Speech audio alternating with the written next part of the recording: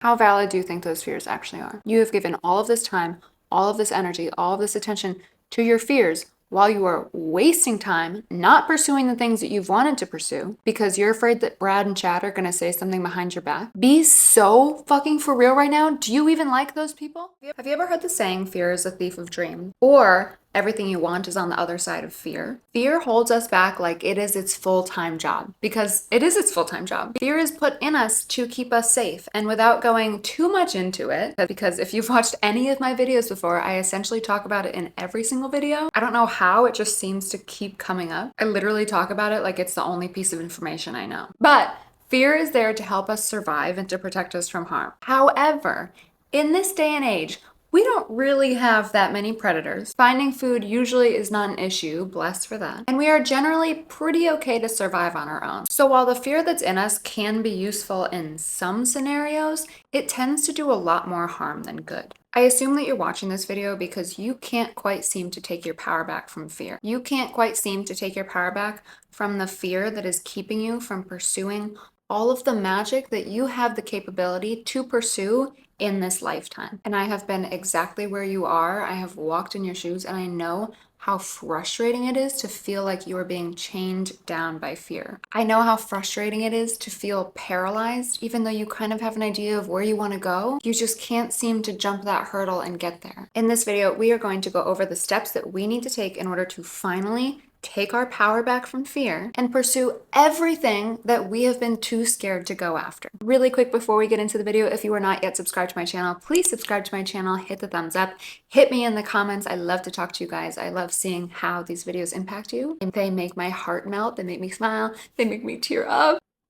I love knowing that the words that I'm saying are actually impacting somebody on the other side of the screen. So that's that. And now let's get into the video. Before we even get into fear, there's a couple things that I want to address, which is your internal dialogue and the anticipation or the anxiety that you are creating around something that you've been postponing. I want to talk about the anticipation first because all of us do this, whether it's something challenging or new or just something that we really don't want to do. We create all of this anticipation around it, all of this anxiety around it. We work it up so much in our mind to be this big scary thing. We have such a negativity bias that we spiral down this rabbit hole of how badly this new thing could go, and then we end up just psyching ourselves out. And it is not easy to overcome that, and this might be some unconventional advice, but I like to gaslight myself into doing things that I perceive as difficult, as scary, as new, whatever the thing is that you are postponing. Literally gaslight yourself into doing it, because the chances are it is not nearly as difficult or as scary you are making it out to be. It is only your fear coming in, trying to protect you from being hurt physically, mentally, or emotionally. The more you work these things up in your mind, the less likely it is that you're going to do it. And I don't know about you, but I don't want to waste any of my time sitting around contemplating doing something that's probably not even going to end up being as scary as I think it's going to be. It's not going to end up being as hard as I think it's going to be. And actually getting it completed is probably going to make me feel the most rewarded I have ever felt, because I overcame that fear, because I overcame that anticipation, because I overcame that anxiety that I self-induced. So that's a little precursor. Gaslight yourself into doing things that are difficult and scary. And the more that you gaslight yourself into doing those things, the easier those things get to do. I think that made sense. Next is your internal dialogue. Our internal dialogue is like the mean girl in high school. Our internal dialogue is Regina George. It talks shit about us, to us, all day, every day. It holds us back from doing things that we really want to do because our programming tells us that we can't, that we're not good enough, that we might be judged, that it might not go as well as we think it will. You have to start being so aware of your internal dialogue and how you are speaking to yourself, because if you are not, you are making it a million times harder for you to get over that fear, because you are over here on this team and internal dialogue and fear are over here on the exact same team. And they are like the pitcher and the catcher of this team. You are like the batter. Oh, that is a good analogy, I think. The pitcher and the catcher, fear and your internal dialogue, they are communicating all the time. Every single pitch, they're talking to one another. And you, as the batter, Actually, maybe that's not a good analogy because as the batter, you're still swinging anyways, which means that you would still be kind of taking on that internal dialogue and that fear. But you're picking up what I'm putting down.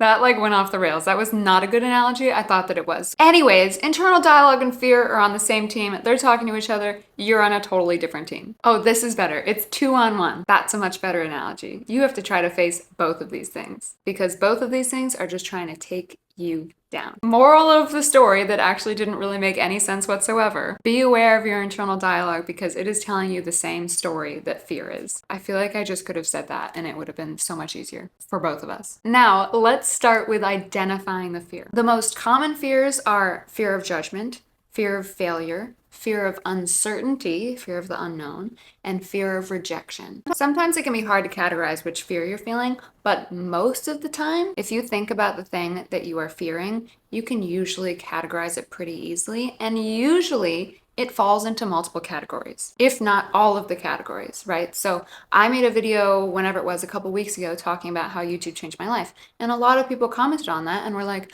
I want to start YouTube so bad, but I'm so scared. Maybe you're only scared that you post your first video and somebody leaves a hate comment. Maybe that is your only fear. Your only fear is the fear of judgment. But maybe you're scared that somebody leaves a hate comment and you're scared that nobody watches your videos. So you have the fear of judgment, you have the fear of failure. And maybe also you're scared because you're like, I don't really know where this is going. I don't really know what people are going to say. Boom, you have the fear of uncertainty. And maybe you are also scared because you think that your friends are going to shun you if you start a YouTube channel.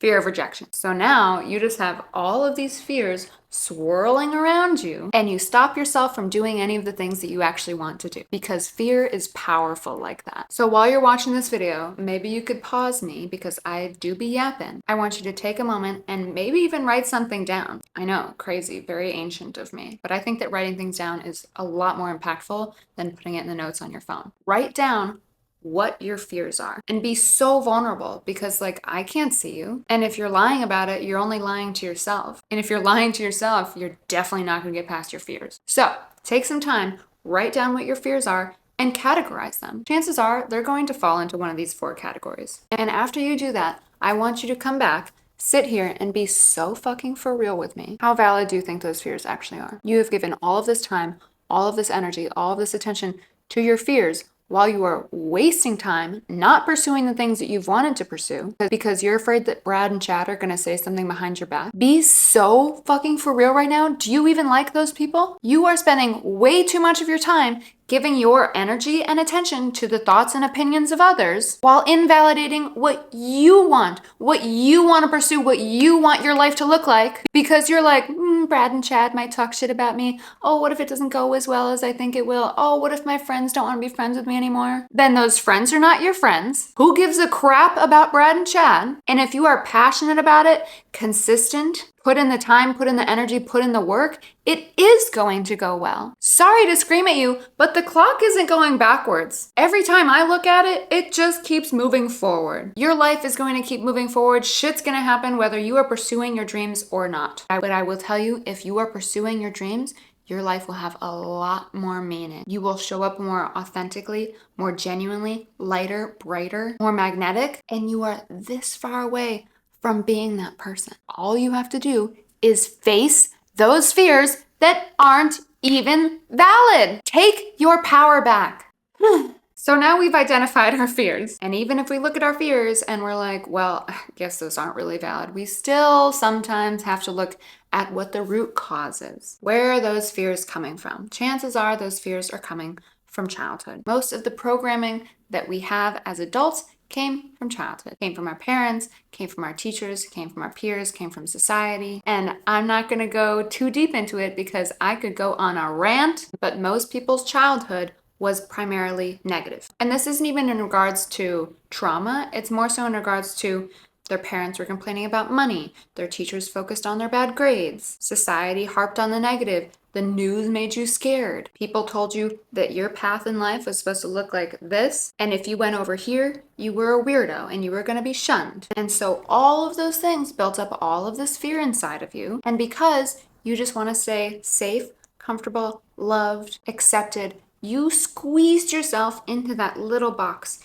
even though you know that your capabilities far surpass the limitations of that little box. Most people on the planet are totally fine being in this little box. You aren't, and that's why you're watching this video. I'm trying to keep myself from going on a rant, but if you want me to go on a rant in a whole separate video, you just let me know in the comments. So now we've identified what our fear is, we've identified what the root cause is, hopefully. And it's not always easy to get to the root cause. There might be some trauma that you don't really remember, but usually if you can think back to like, okay, how are my parents speaking? How are my teachers speaking to me? What did society look like when I was growing up? You can generally get a good idea of what the root cause of your fears is. Next, we are going to take small steps and ensure that we get small wins that encourage us to keep moving forward. I know like 5 minutes ago, I said that your fears are not rational, but some people's fears are kind of rational. So this is for you if your fears are rational. If your fears are irrational, you should probably stick around because I have something good to say after this, but this won't really pertain to you. If your fears are rational and are actually crippling, it's best to take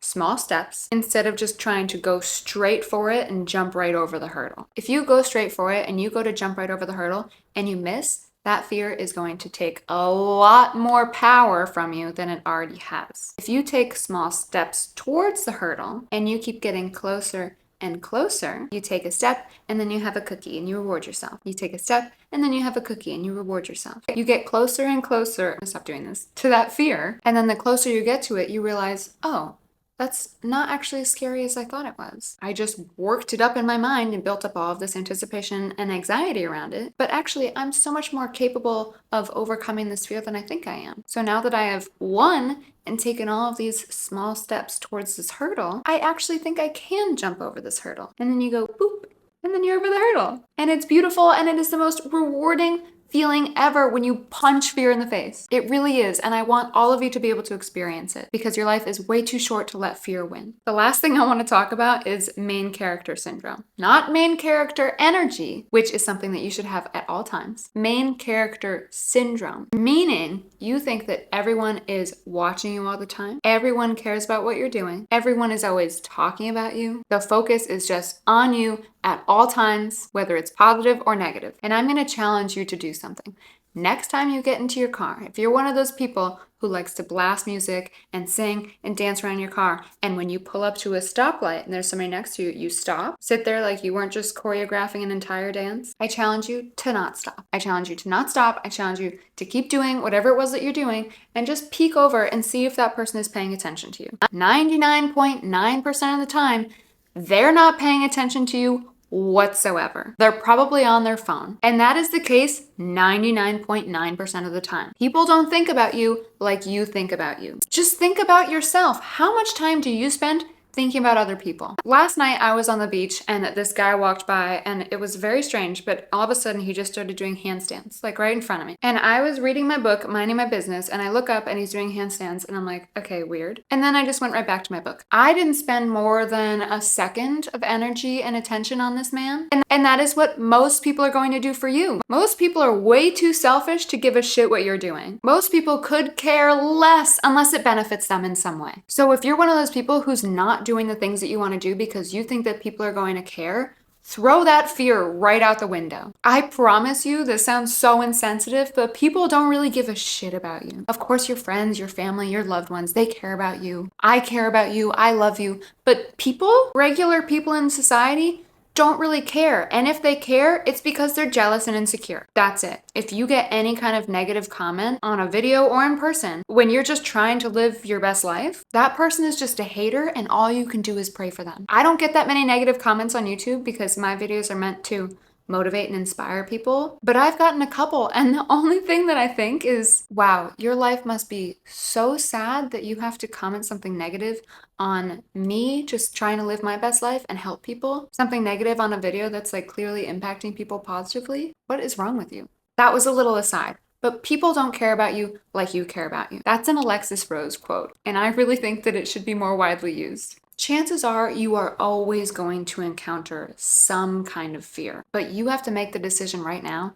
Do you want to let fear control your life, or do you want to take your power back, go out and pursue all of the things you know that you're capable of and tell fear to F off? How empowering is that? For some reason, there's like a old fat Italian man in my head with like a Brooklyn accent telling fear to kick rocks, and I'm not going to try to do a Brooklyn accent because I don't think it's going to come out well. But that's what I'm imagining. He's in like a bodega. I don't know why. He's like my protector and he's just telling fear to kick rocks. Kick rocks, fear, and watch me go live my life. And watch it go even better than I could have ever imagined. That is all I have for you today. I love you guys so much. If you like this video, please give me a thumbs up. If you like me, please subscribe to the channel. I would greatly, greatly appreciate it. I will link the video about how YouTube changed my life probably here somewhere. I like that video, but I'm also kind of biased. I will talk to you guys very, very soon. Oh, really quick before I go, I want to express so much gratitude for you, for everybody who's on my channel, especially if you're still here right now, for everybody who has commented, who's shown me love, who's supported me. I cannot thank you enough. And I'm going to stop there because I might start crying. That's it. I love you guys. I will talk to you soon.